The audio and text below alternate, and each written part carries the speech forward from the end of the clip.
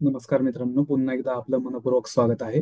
पहा मित्रांनो, आपण राज्यसेवा मुख्य परीक्षा 2022चा आता पेपर त्यामधील मराठी शब्दसंग्रहावरती आधारित जे काही प्रश्न आहेत त्यांचं सविस्तर स्पष्टीकरण पाहणार आहोत. 2023चा पेपर आपण ऑलरेडी पाहिला, बरोबर. आता आपल्याला लक्षात येईल की 2022च्या काही प्रश्नांचं रिफ्लेक्शन 2023 मध्ये आपल्याला पाहायला मिळते. बरोबर, हे आपल्या आजच्या डिस्कशन मधून आपल्याला समजेल. सगळ्यात महत्वाचं, डिस्कशन मधून आपले चांगले रिव्हिजन पण होते. डिस्कशन मधून आपल्याला काही महत्वाच्या इन्साइट्स मिळतात निश्चितच. त्यामुळे आपण ह्या प्रश्नांवरती सविस्तर चर्चा करत आहोत. आले लक्षामध्ये? बघा, सुरुवात करूया आजच्या लेक्चर्सला आपण. बघा, पहिलाच प्रश्न आहे. पहिला प्रश्न आहे की तद्भव शब्दांच्या बाबतीत काही विधानं दिली आहेत, त्यापैकी योग्य अयोग्य आपल्याला ओळखायला सांगितलेली आहेत. आता दोन प्रकार आहे, एक म्हणजे तत्सम शब्द, दुसरा म्हणजे तद्भव शब्द. तत्सम शब्द म्हणजे संस्कृत मधून मराठीत जशाच तशा आलेल्या शब्दांना तत्सम शब्द असं म्हटलं जातं. तत्सम म्हणजे त्याच सारखे, जशाच तसे. संस्कृत मधून मराठीत आलेले शब्द म्हणजे कोणते? तत्सम शब्द. उदाहरणार्थ पुष्प, जल, ग्रंथ यासारखे शब्द बघा, शब्द पाहिल्याबरोबर लक्षात येतात की संस्कृतमध्ये आहे तसेच असणार आहेत आणि ते जशाच तसे मराठीत आलेले आहेत. पुष्प, जल, ग्रंथ, बरोबर. तद्भव शब्दांच्या बाबतीत मात्र ज्या संस्कृत शब्दांमध्ये थोडासा बदल होऊन ते मराठीमध्ये येतात त्या शब्दांना तद्भव शब्द असं म्हटलं जातं. म्हणजे बदल होऊन आलेले शब्द म्हणजे तद्भव शब्द. जसं की हस्त हा मूळ संस्कृत शब्द आहे, त्यामध्ये बदल होऊन हात असा शब्द बनलेला आहे. अग्नी हा मूळ संस्कृत शब्द आहे, त्यामध्ये बदल होऊन आग हा मराठी शब्द बनलेला आहे. पर्ण हा मूळ संस्कृत शब्द आहे, त्यामध्ये बदल होऊन मराठीत पान हा शब्द रूढ झालेला आहे. आले लक्षात? म्हणजे बघा, शब्द वाचल्याबरोबर आपल्याला लक्षात येतं. उदाहरणार्थ हात हा शब्द वाचल्याबरोबर लक्षात येतं की मूळ शब्द हस्त असा आहे, त्यामध्ये बदल होऊन हात असा शब्द तयार झालेला आहे. म्हणजे तो शब्द कसा आहे? निश्चित तद्भव शब्द आहे. बघा, इथे दिलेले तद्भव शब्द आहेत का? हे यस. हात हा तद्भव शब्द आहे. आग हा तद्भव आहे का? यस आहे.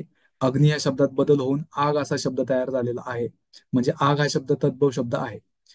पान हा शब्द तद्भव आहे का? आहे, यस. पर्ण या शब्दात बदल होऊन पान असा शब्द तयार झालेला आहे. म्हणजे सी हे विधान या ठिकाणी बरोबर आहे.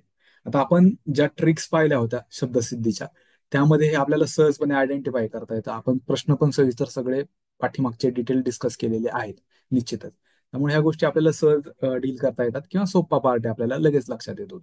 बरोबर. बी विधान बघा, पुष्प, जल, ग्रंथ हे तद्भव शब्द आहेत? नाही, ते तत्सम आहेत. पुष्प, जल, ग्रंथ जशाच तसे वापरलेले आहेत ना.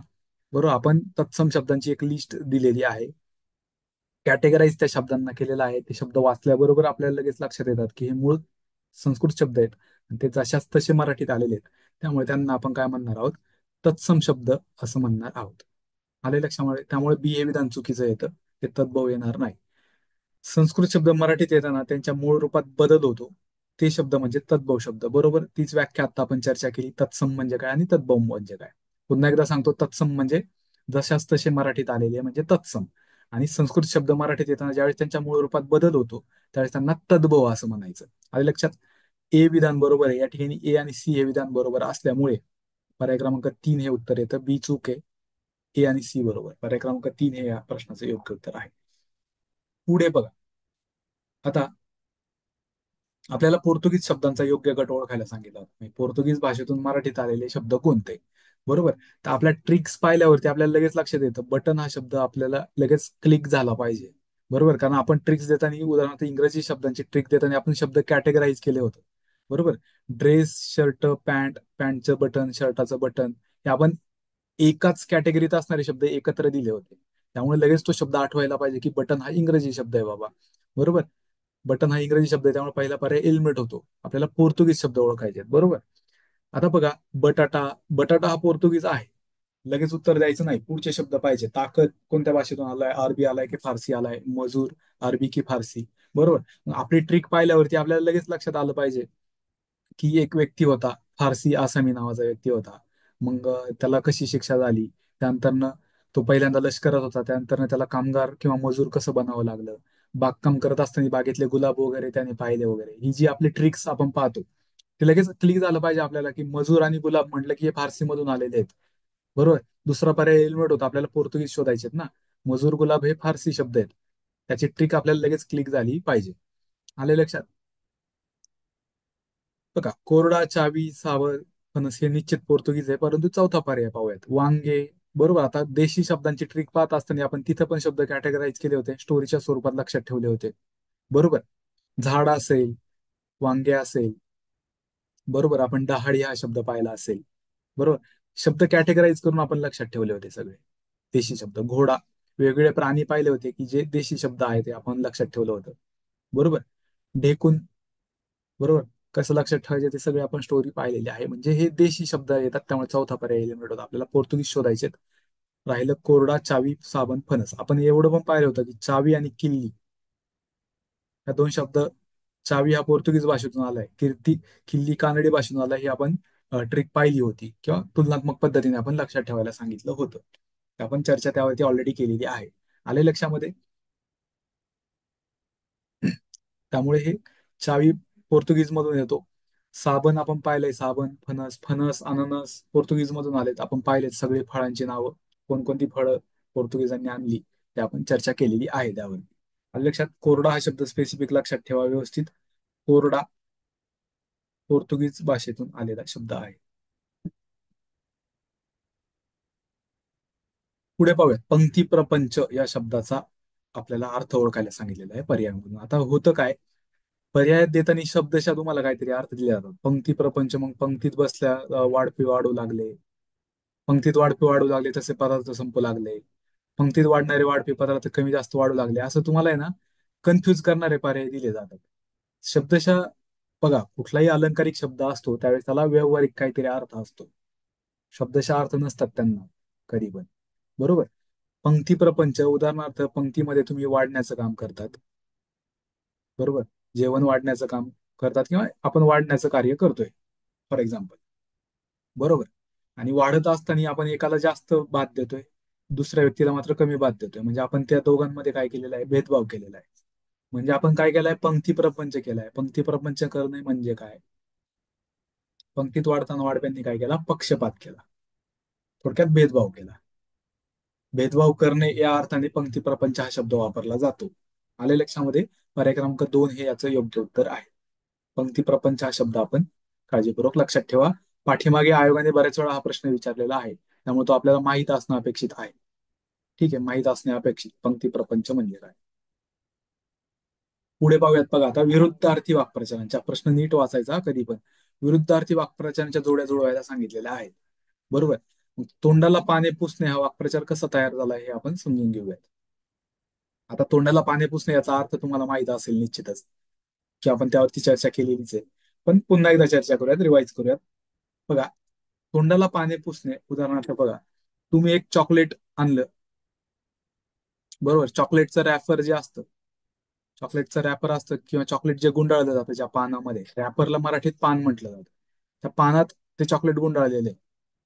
आता तुमच्याकडे काम दिलं की तुमच्या मित्रांना चॉकलेट वाटा बाबा. पण तुम्ही काय केलं, तुम्ही चॉकलेट आतले खाऊन घेतले आणि ते रॅपर फक्त तुमच्या मित्रांना दिले. आणि त्या मित्रांना रॅपर चाटायला सांगितलं की तुम्ही ते रॅपर चाटा, त्याला जे काही चॉकलेटचे कण चिकटले ते तुम्ही खा. म्हणजे थोडक्यात तुम्ही त्यांच्या तोंडाला ती पानं पुसली. म्हणजे तुम्ही थोडक्यात काय केली, एक प्रकारे फसवणूक केली, असा त्याचा अर्थ होतो. म्हणजे एखाद्याच्या हक्काची गोष्ट त्याला न देता फसवणे या अर्थाने तोंडाला पाणी पुसणे. उदाहरणार्थ, सरकार आपल्याला आश्वासनं देतं निवडणुकीच्या अगोदर, पण ज्यावेळेस विजय होतो त्यावेळेस ते आपल्या आश्वासनं पूर्ण करत नाही. म्हणजे एक प्रकारे ते आपल्या तोंडाला पाने पुसण्याचं काम करतात, असा त्याचा अर्थ होतो. मग याच्या विरुद्धार्थी काय येणार आहे, तर उद्धार करणे हा विरुद्धार्थी येणार आहे. एकीकडे आपल्या मागण्या पूर्ण न करणे किंवा फसवणूक करणे, या अर्थाने तोंडाला पाने पुसणे हा वाक्प्रचार वापरला जातो. मग याच्या विरुद्धार्थी काय येणार आहे, उद्धार करणे येणार आहे. बरोबर. ठीक आहे, जाऊ दे. ह्या प्रश्नाच्या बाबतीत एक गोष्ट तुम्ही काळजीपूर्वक लक्षात घ्या. बघा, एक महत्वाचा पॉईंट मी इथं सांगतो. ठीक आहे, फॉर एक्झाम्पल तुम्हाला माहित नाही तोंडाला पाणी पुसणे म्हणजे काय, माहितीच नाही बाबा. पोटाला चिमटा घेणे म्हणजे काय, माहितीच नाही. पण तुम्हाला एक तर लक्षात येते, जमदग्नीचा अवतार म्हणजे काय. अतिशय रागीट व्यक्ती जो असतो ना, त्या रागीट व्यक्तीला जमदग्नी म्हटलं जातं. आता जमदग्नी हे पौराणिक पात्र आहे. ते अत्यंत रागीट म्हणून ओळखले जायचे. त्यावरूनच जमदग्नीचा अवतार म्हणजे एखाद्या रागीट व्यक्तीला उद्देशून जमदग्नीचा अवतार असं म्हटलं जातं. हे आपल्याला सर्वांना माहित असणं अपेक्षित आहे किंवा माहितीच असतं. बरोबर. मग त्याच्या विरुद्धार्थी आपल्याला लगेच कळतं की प्रेमाचे भरते ना, रागच्या विरुद्धार्थी शब्द काय, प्रेम. आपल्याला माहिती आहे ना. मग सी ला 4 हे उत्तर असणार आहे. मग तसा एकच पर्याय शिल्लक आहे आपल्याकडे, सी ला 4 असणारा, बाकी कुठेच नाहीये. त्यामुळे बाकीचे पर्याय एलिमिनेट होतात. पर्याय क्रमांक 4 हे आपल्याला उत्तर देता येतं. आल्या लक्षात? हा हा गोष्ट लक्षात घ्या.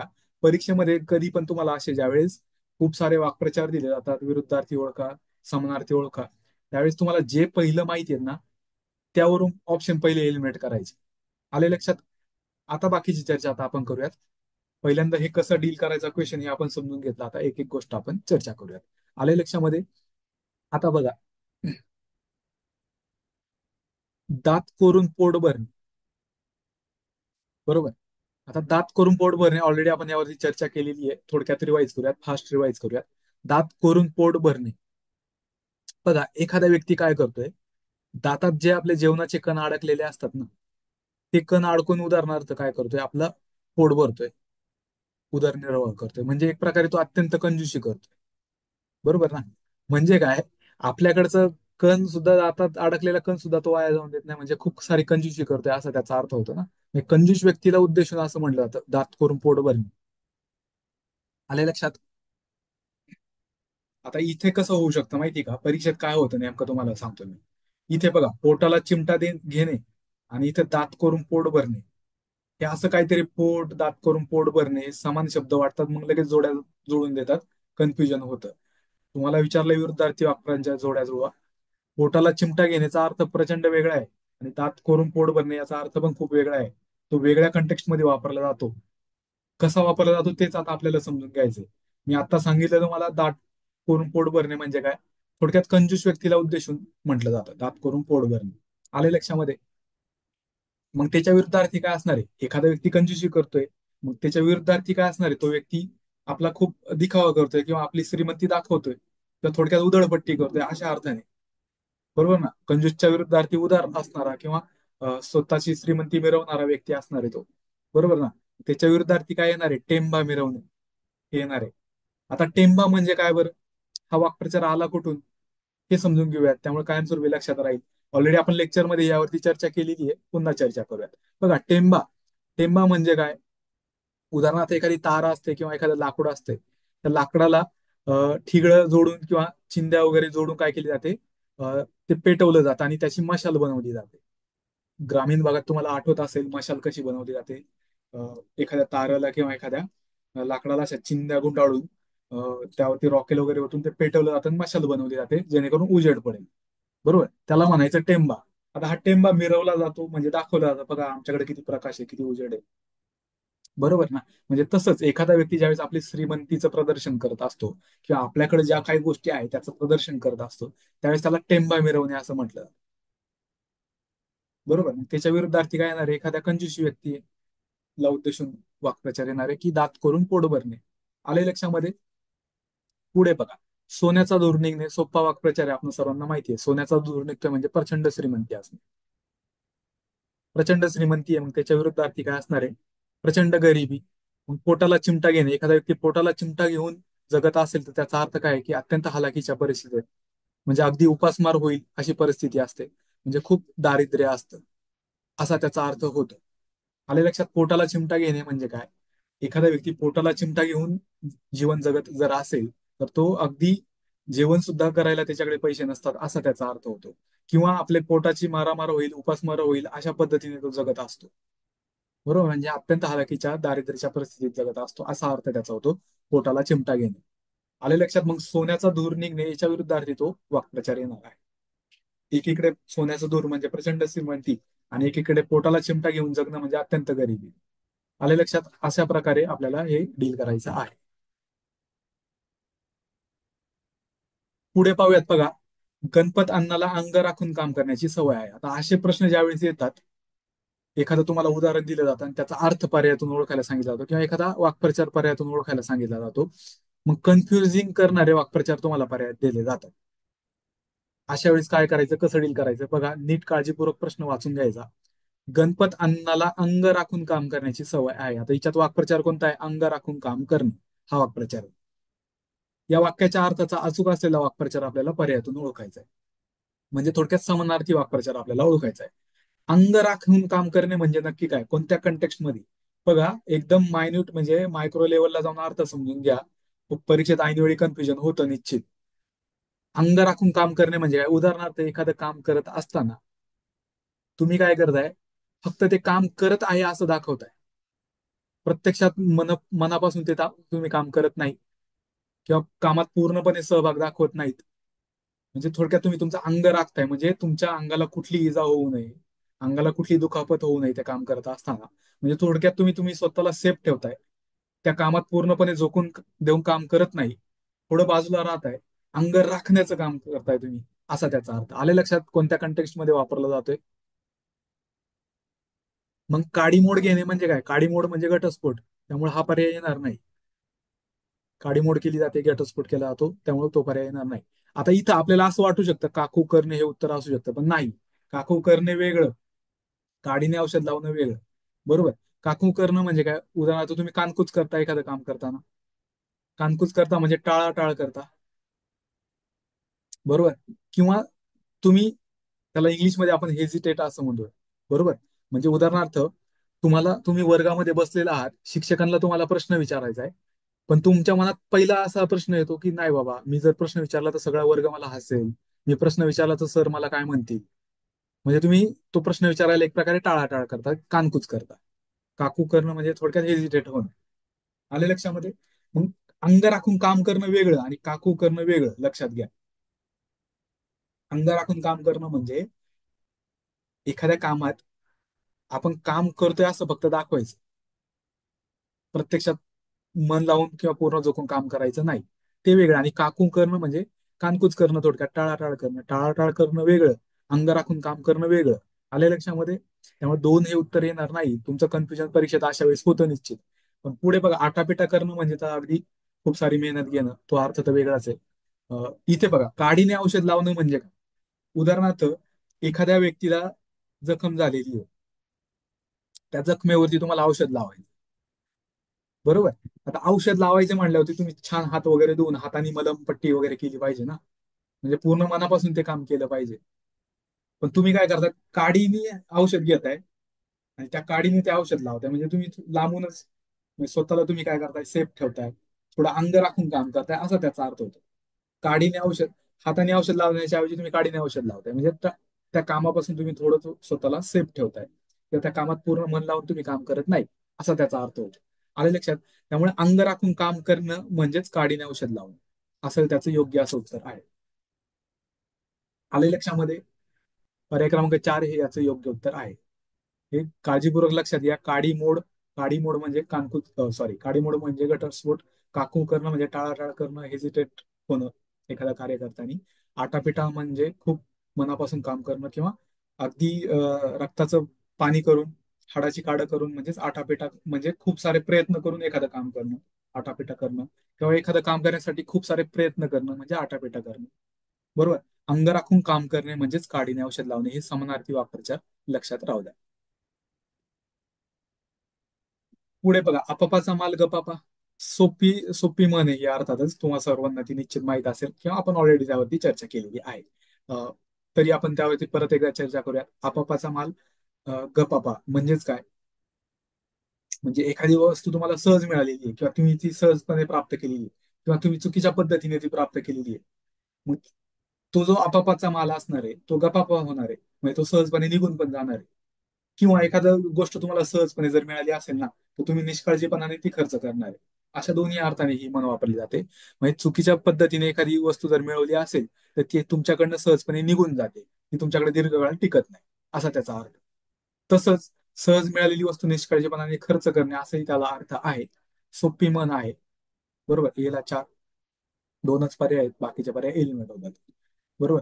आधी बुद्धी जाते मग लक्ष्मी जाते. आता आपल्याकडे लक्ष्मी हा शब्द पैसा संपत्ती या अर्थाने वापरला जातो, पैसा किंवा संपत्ती या अर्थाने. मग एकदा का बुद्धी गेली की तुमच्याकडची संपत्ती निघून जाणार आहे. म्हणजेच काय, बुद्धी जाते म्हणजे काय, थोडक्यात तुमचं आचरण बिघडणार आहे. बुद्धीचा वापर न करता तुम्ही एखादी कृती करताय म्हणजे तुम्ही दुराचार करताय, असा त्याचा अर्थ. मग आधी आचरण बिघडलं की मग नंतर अवदसा येते. अवदसा येणं म्हणजे एक प्रकारे गरिबी येणं किंवा वाईट परिस्थिती येणं, या अर्थाने वापरला जातो अवदसा येणे. मग आधी बुद्धी गेल्यावरती मग लक्ष्मी जाणारच आहे. तसंच आचरण बिघडल्यावरती अवदसा येणारच आहे. अशा अर्थाने ही म्हण वापरली जाते. अचाट खाणे मसनात जाणे. येस. मसन म्हणजे काय? बरोबर. स्मशानभूमीचा अपभ्रंश होऊन मसनवाटा हा शब्द आलेला आहे. आले लक्षात?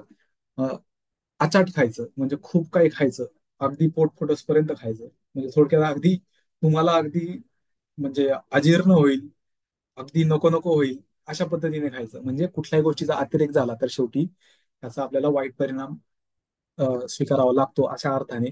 म्हणजेच काय, खानपानात जर अतिरेक झाला तर त्याचा वाईट परिणाम आपल्याला दिसणारच आहे.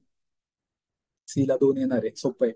अन्नाचा मारलेला खाली पायी. आता इथं अर्धवट म्हण दिलेली आहे, पूर्ण म्हण काय आहे का? अन्नाचा मारलेला खाली पायी तर तलवारीने मारलेला वर पायी. बघा, एखाद्या व्यक्तीशी जर तुम्ही प्रेमाने संवाद जर साधला, किंवा त्या व्यक्तीला तुम्ही जर मदत केली, त्या व्यक्तीला खाऊ पिऊ घातलं, तर तो खालीच पाहणार आहे तुमच्या पुढे, तो विनम्र राहणार आहे किंवा तितकाच प्रेमाने वागणार आहे. बरोबर ना? म्हणजे अन्नाचा मारलेला खाली पायी. म्हणजे एखाद्या व्यक्तीला तुम्ही अन्न दिलेलं आहे, खायला दिलेलं आहे, त्याची मदत केलेली आहे, कुठल्या ना कुठल्या प्रकारे तुम्ही त्याला सहकार्य केलेलं आहे, तर तो खाली पाहणार आहे तुमच्या पुढे. तो मगरुरी करणार आहे का? मुजोरपणा करणार आहे का? नाही करणार. तो तुमच्याशी तितकाच मित्रत्वाने वागणार आहे, प्रेमाने वागणार आहे. आले लक्षामध्ये? किंवा सहकार्याने वागणार आहे, अशा अर्थाने ही म्हणू आपल्याला. त्या अन्नाचा मारलेला खाली पाहतो, पण तलवारीने मारलेला वर पाहणार आहे. एखाद्या व्यक्तीला तुम्ही जर तलवार दाखवली, किंवा एखाद्या व्यक्तीशी तुम्ही उद्धटपणे वागलात, किंवा कसंही वागलात, तुम्ही वाईट वागलात, तर तो तुमच्याशी असा डोळे रोखूनच पाहणार आहे तुमच्याकडे, तसाच वागणार आहे तुमच्याशी अशा अर्थाने. बरोबर? म्हणजेच नम्रतेने जवळीक साधली जाते, तर क्रोधाने शत्रू तयार होतो, असा त्याचा अर्थ. अन्नाने मारलेला खाली पायी तर तलवारीने मारलेला वर पायी. आले लक्षामध्ये? ठीक आहे. पुढे बघा, परकीय भाषेतील शब्दांच्या योग्य जोड्या जुळवायला सांगितल्या होत्या. तर आपल्या ट्रिकमध्ये आपण लगेच पाहतो, पेशवा एका महिन्याच्या तारखेला कुठे गेला वगैरे हे आपण पाहिलं होतं. लग्नात कोणाच्या गेला वगैरे आपण ट्रिक पाहिली होती. जहांगीर बादशाह वगैरे वगैरे ती चर्चा केली होती.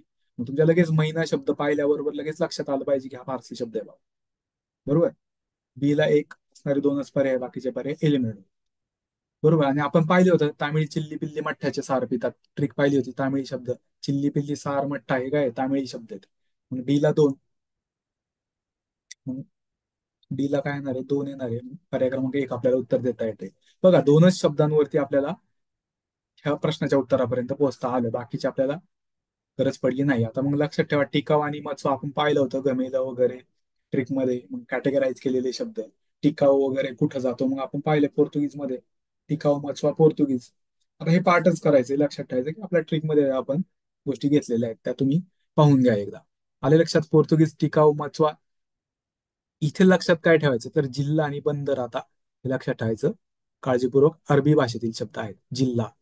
आपण जे जिल्हा पाहतो, आता मध्ययुगीन कालखंडामध्ये अरब लोकांचं आपल्याकडे इकडे प्रशासन वगैरे असल्यामुळे, त्यामुळे हे शब्द इकडे रुजू झाले, तर रूढ झालेले आहेत. जिल्हा शब्द अगदी आपल्याला वाटू शकतो की आपण मराठीत वापरतोच, किंवा आपल्याकडे प्रशासनात जिल्हाच हा शब्द वापरलेला गेलेला आहे आजच्या काळामध्ये. पण तो मध्ययुगीन काळामध्ये आपल्याकडे रुजू झालेला आहे, रूढ झालेला आहे. मग तो अरबी शब्द आहे प्रामुख्याने, हे लक्षात राहू द्या. जिल्हा आणि बंदर. बंदर आपण पाहतो, बंदरावरती जहाज वगैरे असतात, माहिती आहे आपल्याला. बंदर हा शब्द लक्षात राहू द्या, अरबी भाषेतून आहे. पण मला काय म्हणायचं, परीक्षेत ज्यावेळेस प्रश्न येतात ना, त्यावेळेस आपल्या ट्रिकच्या साह्याने बरेचसे क्वेश्चन आपल्याला डील करता येतात, सहजपणे उत्तरापर्यंत पोहोचता येते. सर्व शब्द तुम्हाला माहित असावेत असं नाही. पण आता आपला टास्क हाच आहे की आता जे काही जिल्हा आणि बंदर जे आपल्याला माहित नव्हतं ते माहित करून घ्यायचं. अरबी भाषेतील शब्द आहे. पुढच्या वेळेस वेगळा क्वेश्चन फ्रेम करताना एखादा शब्द तिच्यात टाकला जातो. आयोगाच्या क्वेश्चनचं अनालिसिस केल्यावरती आपल्या लक्षात येईल.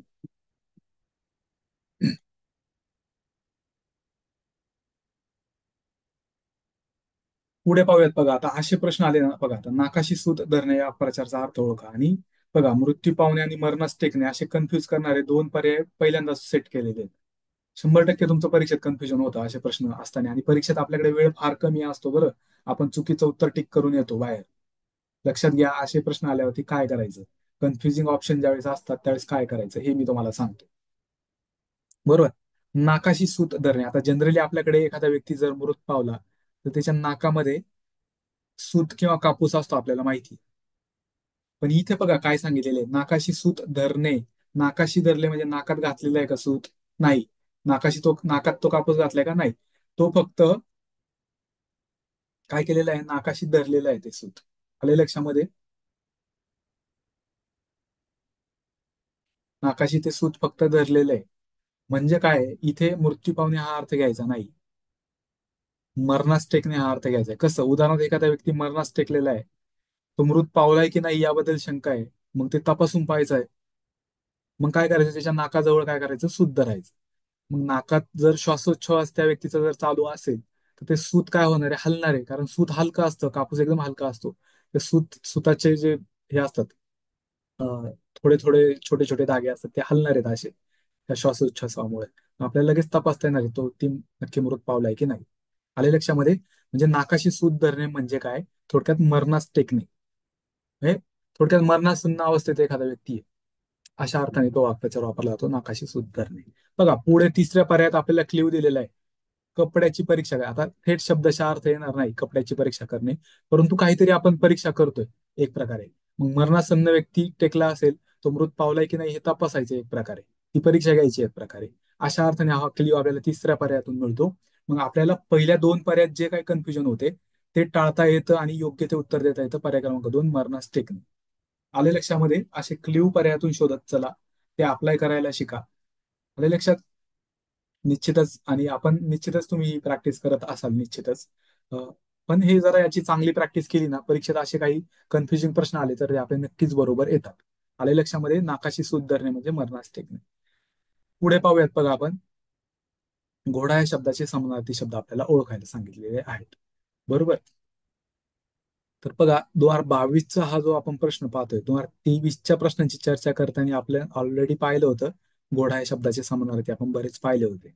बरोबर. म्हणजे तुमच्या एक लक्षात येईल की बघा, 22च्या प्रश्नातले 2022च्या पेपरमधले काही शब्द उचललेत आणि 2023ला प्रश्न विचारलेत.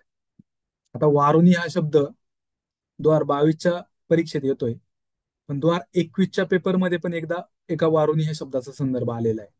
मग त्यावेळेस जर तुम्ही वारुणी या शब्दाचा अर्थ समजून घेतला असता, तर 2022 मध्ये तुमचा प्रश्न चुकला नसता. आले लक्षामध्ये. मग 21चा पेपर पाहताना आपण ती चर्चा करूयात वारून या शब्दावरती पुन्हा, तो कसा शब्द आलेला आहे, कुठल्या कुठल्या कंटेक्स्ट मध्ये आलाय ते आपण पाहूयात त्यावेळेस. आता इथं ह्या प्रश्नाबद्दल बोलूयात आपण. बघा घोडा या शब्दाचे समानार्थी शब्द आपल्याला ओळखायला सांगितले.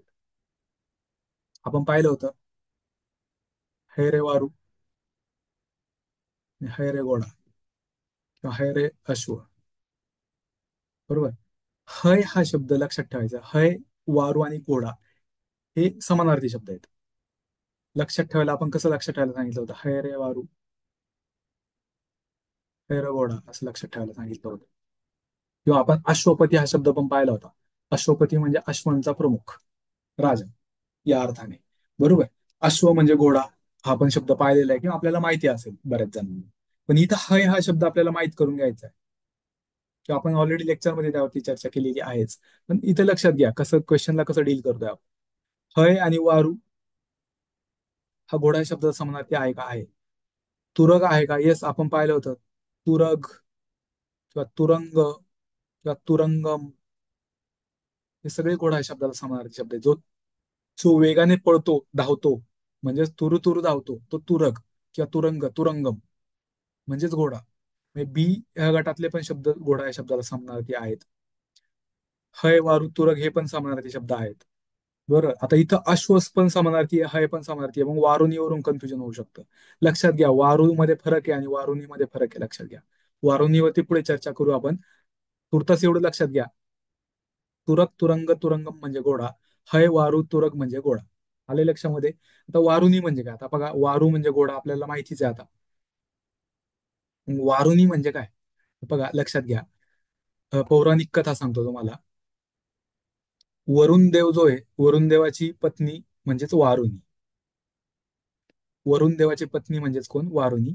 आणि आता लक्षात घ्या, ज्यावेळेस एक पौराणिक कथा सांगतो, समुद्र मंथन ज्यावेळेस चालू होतं, समुद्र मंथनाच्या वेळेस मदिरा, मदिराला आपण काय म्हणतो, दारू म्हणतो. बरोबर.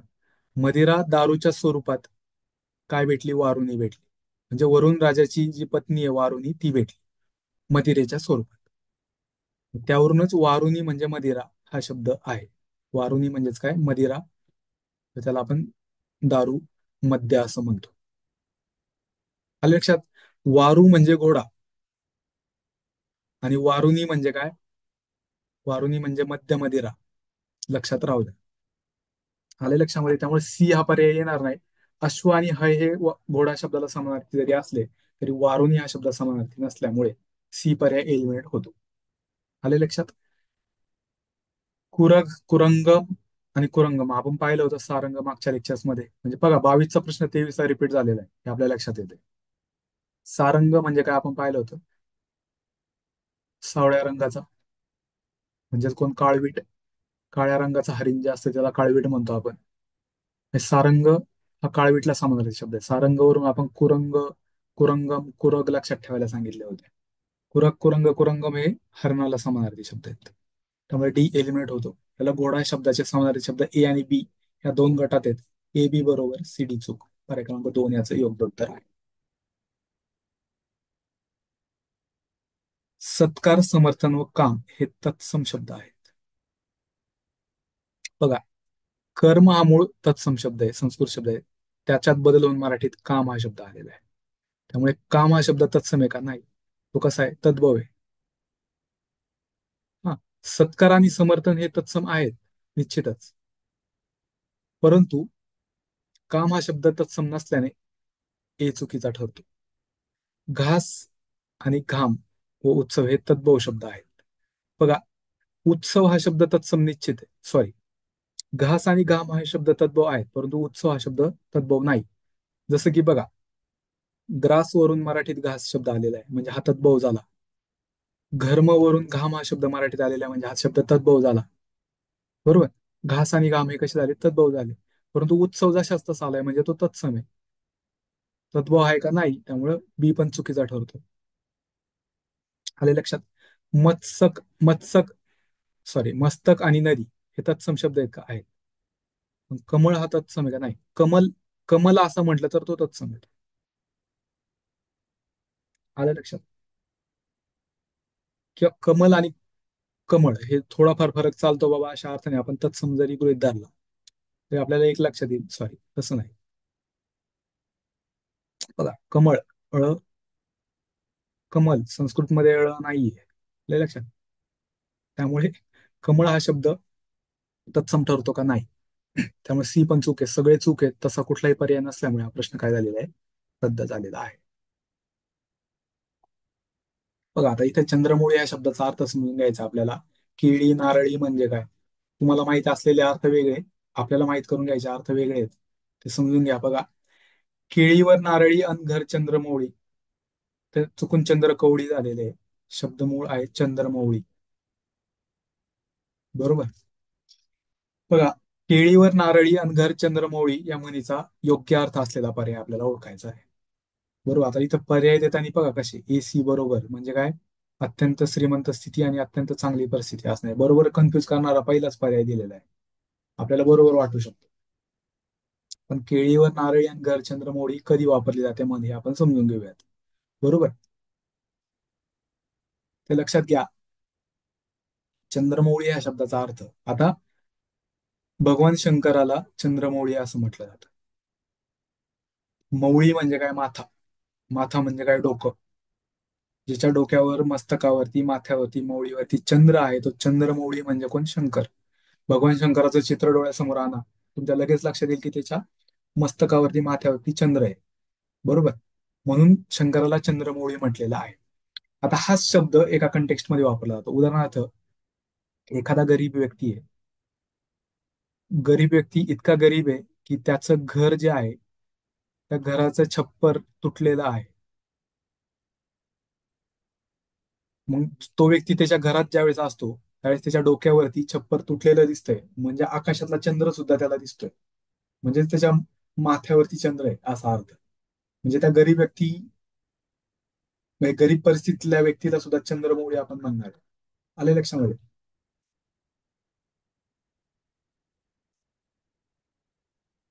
एक घर चंद्रमौळी आहे त्या व्यक्तीचं. त्याच्या घरावरती चंद्र सहजपणे दिसतोय म्हणजे छप्पर एकदम तुटलेलं आहे म्हणजे हलाखीची परिस्थिती, गरिबीची स्थिती आहे अत्यंत, असा अर्थ. आलं लक्षात? त्यामुळे श्रीमंत स्थिती येणार आहे का? नाही. चांगली परिस्थिती असा येणार आहे का? नाही. ए सी वाले पर्याय एलिमिनेट होतात. तर ए बरोबर की फक्त बी बरोबर? तर ए तर एलिमिनेट होतोय म्हणजे इथं फक्त बी बरोबर राहिलं म्हणजे अत्यंत गरिबीची स्थिती असणे. फक्त बी बरोबर, पर्याय क्रमांक 3 उत्तर आहे. आता आपण केळी म्हणजे काय? जी घागर असते ना छोटी, कशी मातीची, तिला केळी म्हटलं जातं. छोटी घागरी म्हटल्यावरती तिचं, त्या घागरीचं तोंड छोटच असणार आहे. मग तिच्यावरती आपण झाकण म्हणून एखादी प्लेट ठेवतो, एखादं भांडं ठेवतो छोटस. परंतु एखाद्या व्यक्तीची स्थिती अशी आहे, गरिबीची स्थिती आहे, तो त्यावरती काय करतोय, नारळाची जी कवटी असते ना, अर्धवट अर्धी कवटी, नारळाची अर्धी कवटी.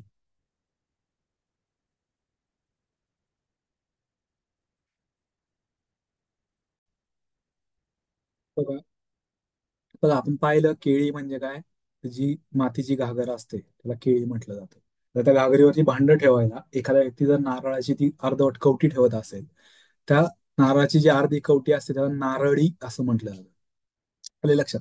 नारळी म्हणजे नारळाची जी कवटी असते, अर्धी कवटी, त्याला नारळी म्हटलं जातं. मग केळीवर नारळी, केळीवर नारळी म्हणजे त्या घागरीवरती झाकण म्हणून ती कवटी ठेवलेली आहे नारळाची. हे त्या व्यक्तीकडे दुसरं कुठलंही भांडं वगैरे नाही, अगदी गरिबीची परिस्थिती आहे, हलाखीची परिस्थिती आहे, म्हणून तो नारळाची कवटी झाकण म्हणून ठेवतोय, असा त्याचा अर्थ. आले लक्षात? केळीवर नारळी आणि घर चंद्रमौळी म्हणजे काय. चंद्रमौळीचा अर्थ समजून घेतला, केळी आणि नारळीचा अर्थ समजून घेतला, त्यावरून लक्षात ठेवा अत्यंत गरिबीची स्थिती असणे. फक्त बी बरोबर येणार आहे. पुढे बघा, समानार्थी म्हणींच्या योग्य जोड्या जुळवायला सांगितल्या होत्या. सॉरी, फुल ना फुलाची पाकळी. आपण म्हणतो एखाद्या कार्यामध्ये फुल ना फुलाची पाकळी म्हणजे थोडक्यात काहीतरी तुमची काय असेल ते सहभाग दाखवा. थोडक्यात नटावे आणि प्रेमाने भेटा, अशा अर्थाने. हे थोडंफार योगदान द्या तुम्ही, थोडक्यात नटा, प्रेमाने भेटा, जास्त काही अपेक्षा नाही, अशा अर्थाने ही म्हण वापरली जाते. फुलना फुलाची पाकळी. हे सोपी म्हण होती, आपल्याला लगेच जोडी जुळवता येते. 800 लष्कर आणि 900 आचारी म्हणजे काय. उदाहरणार्थ एखाद्या लष्कराच्या तुकडीमध्ये 800 सैनिक आहेत. मग त्यांच्यासाठी स्वयंपाक वगैरे करण्यासाठी किती आचारी लागतील? 5-10 आचारी लागतील, किंवा जास्तीत जास्त 50-50 आचारी लागतील बाबा. बरोबर ना? पण त्या 800 सैनिकांसाठी 900 लोक आचारी म्हणून काम जर करत असतील, तर त्याचा अर्थ काय होणार आहे? म्हणजे मुख्य गोष्टीपेक्षा आनुषंगिक गोष्टींवरतीच जास्त खर्च होतोय. म्हणजे सैनिकांवरती खूप जास्त खर्च करत असताना तुम्ही आचारीच जास्त 900 आचारी मागवता, म्हणजे खूप जास्त खर्च दुय्यम गोष्टींवरती जास्त करताय, असा त्याचा अर्थ. म्हणजे मुख्य गोष्टीपेक्षा, थोडक्यात अंगापेक्षा बोंगा मोठा होतो. बरोबर ना? 800 लष्कर आणि 900 आचारी म्हणजे काय, अंगापेक्षा बोंगा मोठा आणि कुठे, सॉरी, अंगापेक्षा मोठा बोंगा आणि कुठे चालला सोंगा. बरोबर, असा अर्थ. म्हणजे मुख्य गोष्टीपेक्षा अनुषंगिक गोष्टींचाच अवडंबर जास्त असतो, अशा अर्थाने ही म्हण वापरली जाते. 800 लष्कर आणि 900 आचारी, अंगापेक्षा मोठा बोंगा कुठे चालला सोंगा, या समानार्थी म्हणी आहेत. आले लक्षामध्ये? तीन ती गडा आणि काम बिघडा. बघा, एखादं कार्य करण्यासाठी जिथे 1-2 व्यक्तींचीच गरज असते, तिथे तिसरा व्यक्ती जर आला, तर त्या कार्यात काहीतरी बिघाड निर्माण होतो, अडथळा निर्माण होतो. म्हणजे गरजेपेक्षा जास्त व्यक्ती एखाद्या कार्यामध्ये ज्यावेळेस सहभागी होतात, त्यावेळेस त्या कामात काहीतरी मोडता येतोच. तीन ती गडा आणि काम बिघडा, काम बिघडून जातं. म्हणजे जिथं 2-3 व्यक्तींची, 5-10 व्यक्तींची गरज आहे, तिथं आपण 50-60 व्यक्ती जर समाविष्ट केल्या, तर त्या कामात काहीतरी बिघाड येणार आहे. तीन ती गडा आणि काम बिघाडा, असा अर्थ त्याचा. तसंच 50 आचारी आणि वर्णात मीठ भारी. एखादं स्वयंपाक करण्यासाठी 50 आचारी काम करतात, वरणात खूप जास्त मीठ टाकलं जाणार आहे, खूप जास्त मीठ पडलं जाणार आहे, ते स्वयंपाक फसणार आहे, असा अर्थ आहे. म्हणजे 1-2 आचारी जिथं गरजेचे आहे, तिथं तुम्ही 50 आचारी जर काम करत असतील, काहीतरी हे कामात अडथळा निर्माण होणार आहे, वर्णात मीठच जास्त पडणार आहे. आलं लक्षात? असा अर्थ घ्यायचा त्यात. एखादं कार्य करताना ज्यावेळेस गरजेपेक्षा जास्त व्यक्ती सहभागी होतात, त्यावेळेस त्या कामात काहीतरी मोडता येतो, अशा अर्थाने ह्या म्हणी वापरल्या जातात. तीन ती गडा आणि काम बिगडा आणि 50 आचारी आणि वर्णात मीठ भारी. बघा, इथं असे प्रश्न सोडवताना काय कन्फ्युज होऊ शकतं. 50 आचारी आणि वर्णात मीठ भारी आणि 800 लष्कर आणि 900 आचारी, ही जोडी चुकीने जोडली जाऊ शकते. नाही, चूक आहे. लक्षात घ्या, कोणत्या कंटेक्स्ट मध्ये ह्या म्हणी वापरल्या जातात हे लक्षात घ्या. 800 लष्कर आणि 900 आचारी आपण पाहिलं, अंगापेक्षा बोंगा मोठा, ह्या कंटेक्स्ट मध्ये वापरला जातो. आणि मुख्य गोष्टीपेक्षा अनुषंगिक गोष्टींवरती जास्त खर्च होतो, अशा अर्थाने ती म्हण वापरली जाते. पण 50 आचारी आणि वर्णात मीठ भारी कधी वापरली जाते? तर ज्यावेळेस एखादं कार्य करण्यासाठी गरजेपेक्षा जास्त लोक सहभागी होतात, त्यावेळेस त्या कामात काहीतरी मोडता येतो. जसं की वर्णात जास्त मीठ पडतंय बाबा, भारी मीठ पडतंय, मग ते जेवण फसणार आहे ना, असा अर्थ त्याचा. म्हणजेच तीन ती गाडा आणि काम बिगाडा, ते काम फसणार आहे, अशा अर्थाने ही म्हण वापरली जाते. बघा, तो पाप देणार नाही तर पुण्य कसले देतो? एखादा व्यक्ती इतका कंजूस असतो, तो त्याच्याकडची एखादी वाईट वस्तू सुद्धा देणार नाही, तर चांगली कुठून देणार? एखादा व्यक्ती इतका कंजूस असतो की तो त्याच्याकडची वाईट वस्तू सुद्धा एखाद्याला देणार नाही, तर तो चांगली वस्तू सुद्धा कोणाला देणार नाही, इतका कंजूस तो व्यक्ती असतो. म्हणजे एखादा व्यक्ती पाप देणार नाही, पुण्य कुठून देणार आहे? म्हणजे खूप सारी कंजूशी ज्यावेळेस असते, त्या अर्थाने ही म्हण वापरली जाते. म्हणजेच काय, याला समानार्थी म्हण कोणती? चमडी जाय लेकिन दमडी नाही. म्हणजे बघा, चमडी म्हणजे काय? इथं कोण, चमडीचा अर्थ शब्दशः न घेता काय, एखादा व्यक्ती आपला जीव जरी गेला तरी चालेल, पण स्वतःकडची कुठली अगदी दमडी सुद्धा देणार नाही. म्हणजे इतका कंजूस असतो, अशा अर्थाने. म्हणजे माझा जीव जरी गेला तरी चालेल, पण मी एक दमडी सुद्धा देणार नाही, अशा अर्थाने ही म्हण वापरली जाते. कंजूशी करणं या अर्थाने ही म्हण वापरली जाते. चमडी जाय लेकिन दमडी न जाय, म्हणजेच काय, तो पाप देणार नाही तर पुण्य कुठून देणार, अशा अर्थाने. म्हणजे अगदी जीव गेला तरी चालेल, पण मी माझ्याकडची दमडी देणार नाही, म्हणजे अत्यंत कंजूशी करणार. तसंच एखादा व्यक्ती स्वतःकडची कुठली वाईट वस्तू देणार नाही तर चांगली कुठून देणार आहे? तो चांगली सुद्धा देणार नाही, इतकी तो कंजूशी करणार आहे. आले लक्षात? अशा प्रकारे ह्या गोष्टी लक्षात ठेवायच्या आहे. आता बघा, याच्याकडे तर द्रव्य नाही आणि विद्याही नाही यासाठी एक शब्द ओळखायचा आपल्याला, पर्याय. आता इथं काळजीपूर्वक प्रश्न वाचायचे कधी पण. पहिलाच पर्याय तुम्हाला कन्फ्युजन दिला जातो. द्रव्यही नाही आणि विद्याही नाही. आपण म्हणतो एखाद्या व्यक्तीकडे विद्या नाही, बुद्धी नाही, म्हणजे तो व्यक्ती कसा आहे? त्याच्याकडे अक्कल नाही. मग पहिलाच पर्याय अकलेचा खंदक दिलेला आहे. मग तुम्ही लगेच पर्याय क्रमांक एक उत्तर द्याल, पण नाही, तुमचं उत्तर चुकतंय. काय आहे इथं, नक्की काय दिले बघा. द्रव्यही नाही आणि विद्याही नाही. द्रव्य नाही म्हणजे काय? संपत्ती नाही. विद्या नाही म्हणजे बुद्धी नाही. अशा व्यक्तीला उद्देशून कोणता शब्द वापरला जातो? अकलेचा खंदक नाही. अकलेचा खंदक फक्त मूर्ख व्यक्तीला, बुद्धिहीन व्यक्तीसाठी वापरला जातो. मूर्ख व्यक्ती जो असतो त्याच्यासाठी अकलेचा खंदक हा शब्द वापरला. इथं आपल्याला द्रव्यही नसलेला विचारलाय आणि विद्याही नसलेला विचारलाय. लक्षात घ्या प्रश्न, त्यामुळे नीट वाचायचे. लगेच पर्याय क्रमांक एक उत्तर द्यायचं नाही. अकलेचा खंदक हा फक्त मूर्ख व्यक्तीसाठी शब्द वापरला जातो. पण आपल्याला विचारलाय द्रव्यही नाही आणि विद्याही नाही, यासाठी. आले लक्षात? तर बघा, आता उंटावरचा शहाणा म्हणजे काय, तो वेगळ्या कंटेक्स्ट मध्ये, यावरती आपण ऑलरेडी चर्चा केलेली आहे. उंटावरचा शहाणा म्हणजे काय? मूर्खपणाचा सल्ला देणारा जो व्यक्ती असतो ना, त्याला उंटावरचा शहाणा म्हटलं जातं. म्हणजे कसं काय? बरोबर. एक म्हैस असते, त्या म्हशीचं मुंडकं एका भांड्यामध्ये अडकलेलं असतं, बरोबर. किंवा एका माठ किंवा मडक्यामध्ये अडकलेलं असतं, बरोबर. मग ती गोष्ट आपण पाहिलेली आहे. मग एक उंटावरून येणारा माणूस कसा मूर्खपणाचा सल्ला देतो, त्या म्हशीची मान कशी कापायला लावतो. जिथं ते मडकं फोडून त्या म्हशीची सुटका करता येऊ शकते, तिथं तो व्यक्ती काय सल्ला देतोय? तर तुम्ही त्या म्हशीची मान कापा, म्हणजे तरच ती सुटका करता येईल आपल्याला, तरच ते मडकं काढता येईल. हे मूर्खपणाचा सल्ला देतो, ज्यातून नुकसान होणार आहे, असा सल्ला देणाऱ्या व्यक्तीला उंटावरचा शहाणा म्हटलं जातं. सविस्तर गोष्ट आता मी सांगत नाही, चर्चा करत नाही, ऑलरेडी आपण त्यावरती चर्चा केलेली आहे. ठणठणपाळ आणि खणखणपाळ लक्षात ठेवा, किंवा ठणठणपाळला जोडूनच मदन गोपाळ शब्द वापरला जातो. लक्षात ठेवायचं, ज्याच्याकडे द्रव्यही नाही विद्याही नाही त्याला ठणठणपाळ म्हटलं. तर आयोगाने यावरती बऱ्याच वेळा प्रश्न विचारलेला आहे, त्यामुळे तो आपल्याला माहित असणं अपेक्षित होतं. पर्याय क्रमांक 3 याचं उत्तर आहे. बघा, पुढे चौथा पर्याय पण कन्फ्युजिंग दिलाय, निर्धन. निर्धन, ज्याच्याकडे धन नाही तो निर्धन, म्हणजे ज्याच्याकडे द्रव्य नाही, धन नाही, तो निर्धन. आता द्रव्य नाही म्हणजे निर्धन, बरोबर आहे, परंतु आपल्याला विद्याही नाही असं विचारले. द्रव्यही नसलेला आणि विद्याही नसलेल्या व्यक्तीला ठणठणपाळ म्हटलं जातं.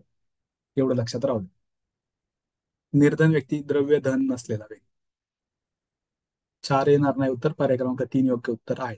खणखणपाळ म्हणजे पण द्रव्य नसलेला व्यक्ती, त्यालाही खणखणपाळ म्हटलं जातं. आले लक्षात? ठणठणपाळला जोडून मदन गोपाळ असाही शब्द वापरला जातो, हे लक्षात राहू द्या. ठणठणपाळ म्हणजे काय? ज्याच्याकडे द्रव्यही नाही आणि विद्याही नाही. पुढे बघा, चांगली अद्दल घडली म्हणजे मनात शंका राहत नाही. आता परीक्षेत असे प्रश्न सोडवताना कसं कन्फ्युजन होतं ते तुम्हाला मी सांगतो. बघा, चांगली अद्दल घडली म्हणजे मनात शंका राहत नाही, अनुभवाने शहाणपण येते, या अर्थाची कोणती म्हण आहे, असं आपल्याला विचारलं. कोरडा बसला आणि संशय फिटला, वळ उठला पण संशय फिटला. आता बऱ्याचदा परीक्षेत काय होतं, ए आणि बी मध्ये कन्फ्युजन होतं. वळ उठला पण संशय फिटला, फक्त बी बरोबर उत्तर दिलं जातं, किंवा कोरडा बसला आणि संशय भेटला, फक्त ए बरोबर उत्तर दिलं जातं. नाही, इथे बघा काय लक्षात घ्यायचंय. एक भिकारी असतो आणि एक घोडेस्वार असतो, त्यांची गोष्ट लक्षात घ्या. बघा, तो भिकारी अगदी म्हणजे तोडके कपडे त्याच्या अंगावरती असतात, म्हणजे ऑलमोस्ट तो निर्वस्त्र असतो. त्याच्या म्हणजे थंडीमध्ये त्याच्यावरती अंगावरती वस्त्र घ्यायला काहीच नसतं. थंडीमध्ये तो भिकारी कुडकुडत असतो. एका घोड्यावरून बसणारा एक माणूस येतो, घोडेस्वार येतो. तो त्या भिकाऱ्याला काय करतो, आपल्याकडची चादर देतो. बघा,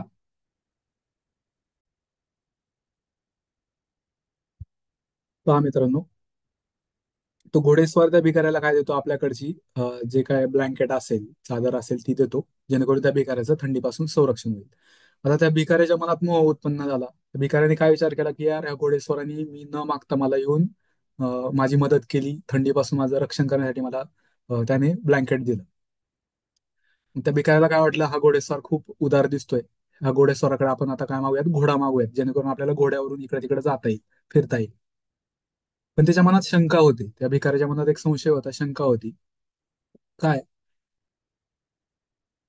त्या घोडेस्वाराकडे आपण जर घोडा मागितला तर तो घोडा आपल्याला घोडा देईल का, तो घोडेस्वार आपल्याला घोडा देईल का, ही शंका होती मनामध्ये. बरोबर. मग तो भिकारी त्या घोडेस्वाराकडे जातो आणि घोडेस्वाराला म्हणतो की तुम्ही मला चादर दिली, मग मला आता घोडा पण द्या. त्या घोडेस्वाराला आला राग, तो म्हणला याला चादर दिली तरी याचं समाधान नाही, हा डायरेक्ट घोडाच मागायला लागला. मग त्या घोडेस्वारांनी काय केलं, आपल्याकडचा जो चाबूक असतो, आपल्याकडचा जो चाबूक असतो त्यालाच कोरडा असं म्हटलं जातं. आले लक्षात, चाबकालाच कोरडा म्हटलं जातं. त्या चाबूक त्या भिकाऱ्याला मारलं. बरोबर. आणि त्या भिकाऱ्याच्या पाठीवरती वळ उठला. वळ उठल्यावरती मग त्या भिकाऱ्याला कळलं की नाही बाबा, हा घोडेस्वार आपल्याला घोडा देऊ शकत नाही, म्हणजे संशय कधी पेटला, अनुभव घेतल्याशिवाय त्याला शांतपणा आलाय का नाही, चांगली अद्दल घडल्याशिवाय मनात त्याची शंका मिटली का नाही. सुरुवातीला त्याचं कन्फ्युजन होईल, हा घोडा देतो की नाही. पण मार खाल्ल्यावरतीच कळलं, वळ उठल्यावरती, कोरडा बसल्यावरतीच त्याला त्याचा संशय फिटला. म्हणजेच अनुभवाने त्याला शांतपणा आलं. चांगली अद्दल घडल्यामुळे त्याच्या मनात शंका राहिली नाही. आले लक्षामध्ये. म्हणजे इथे ए आणि बी दोन्ही पण कंटेक्स्ट मध्ये बसणारी म्हण आहे.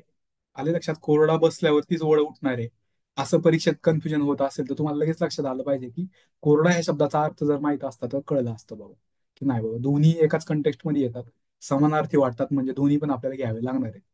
आणि ए बी बरोबर आपल्याला असं उत्तर द्यावं लागणार आहे. आलं लक्षात. हा सूर्य आणि हा जयद्रथ ही म्हण आपण ऑलरेडी डिस्कस केलेली आहे आता. म्हणजे पुराव्याने एखादी गोष्ट सिद्ध करणे, या अर्थाने ही म्हण वापरली जाते. आता ही सविस्तर चर्चा करत नाही. महाभारतातली गोष्ट आपण सांगितली, अर्जुनाची, श्रीकृष्णाची आणि जयद्रथाची गोष्ट, त्यावरून ह्या म्हणीचा अर्थ आपण पाहिलेला आहे ऑलरेडी. आले लक्षात. चालेल मित्रांनो, थांबूयात आपण या ठिकाणी. आभारी आहे.